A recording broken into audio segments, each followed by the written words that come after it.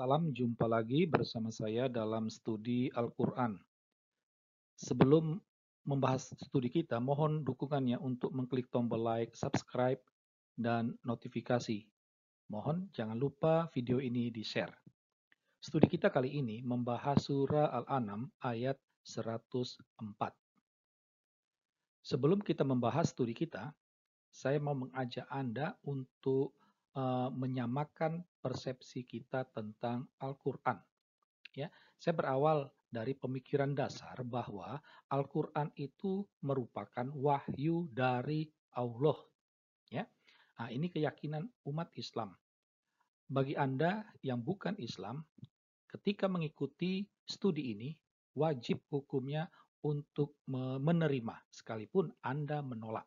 Ya, nah, jadi umat Islam percaya apa yang tertulis di dalam Al-Quran itu diyakini sebagai kata-kata Allah. Ya. Nah, perkataan Allah ini itu disampaikan oleh Allah Subhanahu wa Ta'ala atau oleh Jibril kepada Muhammad. Sehingga dengan demikian Muhammad di sini dilihat sebagai penerima wahyu atau lawan bicara Allah. Umat Islam yakin bahwa hanya Muhammad saja yang menerima wahyu, tidak ada manusia lain. Ya, oke. Nah, sekarang kita coba akan melihat ya ayat 104 dari surah Al-An'am. Nah, ini kami sudah tampilkan ayatnya. Ya. Nah, apa yang tertulis dengan huruf biru itu dapat dipastikan merupakan tambahan kemudian dari tangan-tangan manusia. Ya, jadi artinya waktu Allah berkata kepada Muhammad, frasa atau kata yang tulisan warna biru itu tidak pernah diucapkan, tidak pernah muncul keluar dari mulut Allah. Ya, nah, jadi bisa dikatakan apa yang ditampilkan di sini tidak murni 100% wahyu Allah. Ya. Nah, wahyu Allah yang aslinya bunyinya sebagai berikut. Jadi kami hanya menghilangkan tulisan-tulisan yang berwarna biru. Nah, apa yang tertinggal inilah sejatinya wahyu Allah, perkataan Allah. Ya. Nah, sungguh telah datang kepadamu bukti-bukti yang nyata dari Tuhanmu. Siapa yang melihat, maka bagi dirinya sendiri, dan siapa buta, maka bagi dirinya sendiri, dan aku bukanlah penjaga. Ya. Nah, eh, kami tidak tahu apakah ketika Anda membaca kalimat ini Anda paham atau tidak. Ya. Kami sendiri merasa kebingungan apa maksud dari kalimat ini. Kita dapat mengajukan beberapa pertanyaan. Misalnya, apa saja bukti nyata yang dari Tuhan? Ya, telah datang kepadamu bukti-bukti yang nyata dari Tuhanmu. Apa saja buktinya? Ya, kita dapat bertanya. Kita baca ayat sebelumnya ataupun ayat sesudahnya, kita tidak menemukan jawaban. Dengan demikian, dapat dipastikan bukti nyata yang dari Tuhan itu tidaklah jelas. Ya. Berikut, apa yang dilihat? Atau melihat apa? Ya, itu. Memang di kemudian hari ulama menambah bukti-bukti itu. Tetapi kembali kita bertanya, bukti-bukti apa? Tentu jawabnya tidak jelas. Lantas, apa yang bagi dirinya sendiri? Ya, itu apa? Kalau lihat tambahan itu ada tulis manfaatnya. Apa manfaatnya? Juga tidak jelas. Ya. Berikut, siapa yang buta? Ya.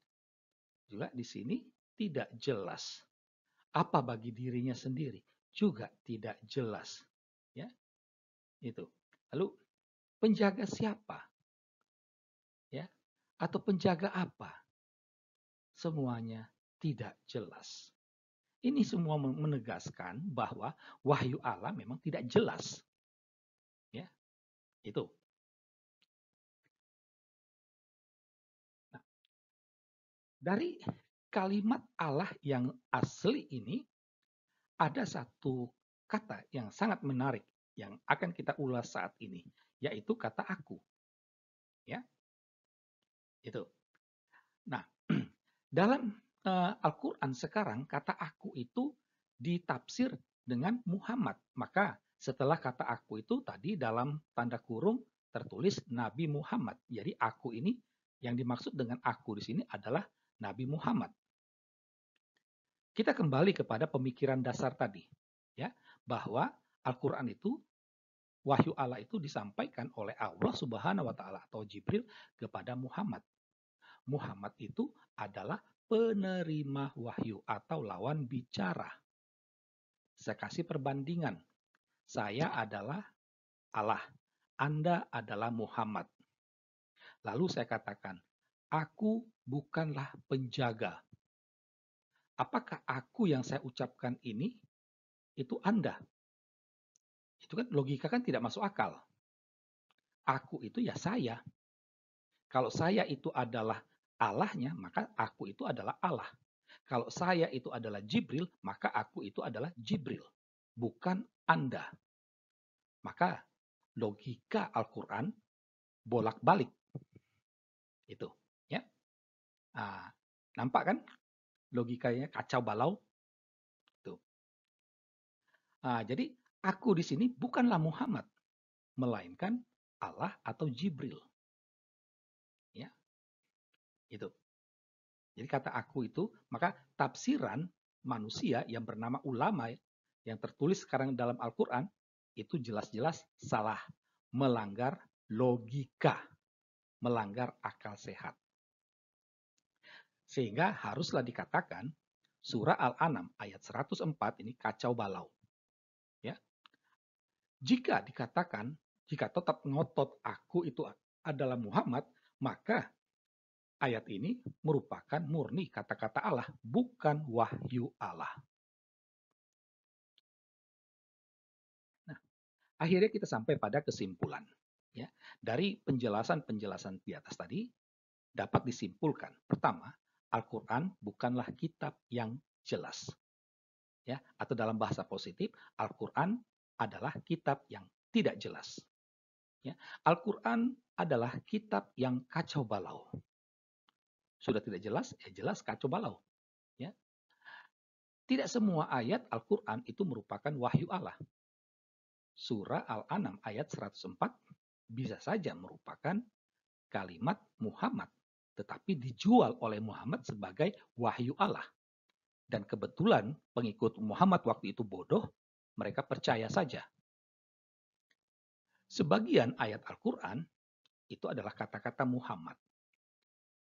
Dan tampak jelas di sini Muhammad bukanlah satu-satunya penerima wahyu. Nah, dari semua rangkaian ini haruslah dikatakan Al-Quran bukanlah wahyu Allah. Demikianlah studi kita atas surah Al-An'am ayat 104. Sekian dan terima kasih.